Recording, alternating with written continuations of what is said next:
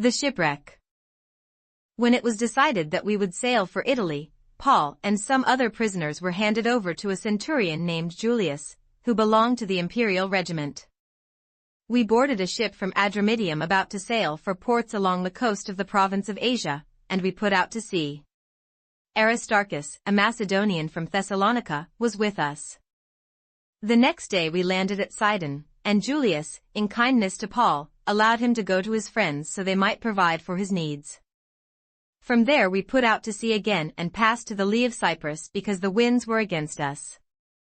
When we had sailed across the open sea off the coast of Cilicia and Pamphylia, we landed at Myra in Lycia.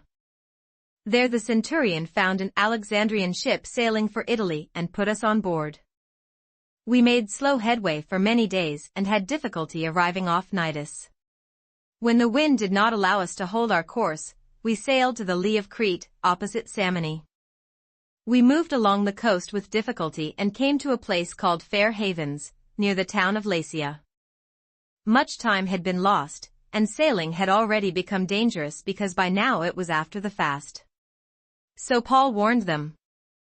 "Men, I can see that our voyage is going to be disastrous and bring great loss to ship and cargo, and to our own lives also." But the centurion, instead of listening to what Paul said, followed the advice of the pilot and of the owner of the ship. Since the harbor was unsuitable to winter in, the majority decided that we should sail on, hoping to reach Phoenix and winter there. This was a harbor in Crete, facing both southwest and northwest. When a gentle south wind began to blow, they thought they had obtained what they wanted, so they weighed anchor and sailed along the shore of Crete. Before very long, a wind of hurricane force, called the northeaster, swept down from the island. The ship was caught by the storm and could not head into the wind, so we gave way to it and were driven along. As we passed to the lee of a small island called Cauda, we were hardly able to make the lifeboat secure. When the men had hoisted it aboard, they passed ropes under the ship itself to hold it together. Fearing that they would run aground on the sandbars of Syrtis, they lowered the sea anchor and let the ship be driven along. We took such a violent battering from the storm that the next day they began to throw the cargo overboard. On the third day, they threw the ship's tackle overboard with their own hands.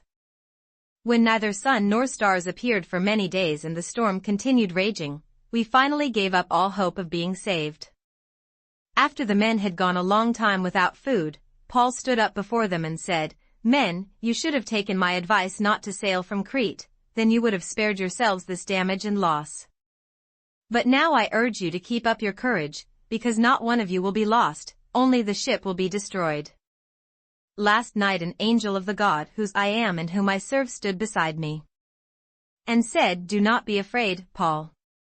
You must stand trial before Caesar, and God has graciously given you the lives of all who sail with you. So keep up your courage, men, for I have faith in God that it will happen just as he told me. Nevertheless, we must run aground on some island." On the 14th night we were still being driven across the Adriatic Sea, when about midnight the sailors sensed they were approaching land. They took soundings and found that the water was 120 feet deep. A short time later they took soundings again and found it was 90 feet deep. Fearing that we would be dashed against the rocks, they dropped 4 anchors from the stern and prayed for daylight. In an attempt to escape from the ship, the sailors let the lifeboat down into the sea, pretending they were going to lower some anchors from the bow. Then Paul said to the centurion and the soldiers, "Unless these men stay with the ship, you cannot be saved." So the soldiers cut the ropes that held the lifeboat and let it fall away. Just before dawn Paul urged them all to eat. "For the last 14 days, he said, you have been in constant suspense and have gone without food. You haven't eaten anything. Now I urge you to take some food. You need it to survive. Not one of you will lose a single hair from his head." After he said this, he took some bread and gave thanks to God in front of them all. Then he broke it and began to eat. They were all encouraged and ate some food themselves. Altogether there were 276 of us on board. When they had eaten as much as they wanted, they lightened the ship by throwing the grain into the sea. When daylight came, they did not recognize the land, but they saw a bay with a sandy beach, where they decided to run the ship aground if they could. Cutting loose the anchors, they left them in the sea and at the same time untied the ropes that held the rudders. Then they hoisted the foresail to the wind and made for the beach. But the ship struck a sandbar and ran aground. The bow stuck fast and would not move, and the stern was broken to pieces by the pounding of the surf. The soldiers planned to kill the prisoners to prevent any of them from swimming away and escaping. But the centurion wanted to spare Paul's life and kept them from carrying out their plan. He ordered those who could swim to jump overboard first and get to land. The rest were to get there on planks or on pieces of the ship. In this way everyone reached land in safety.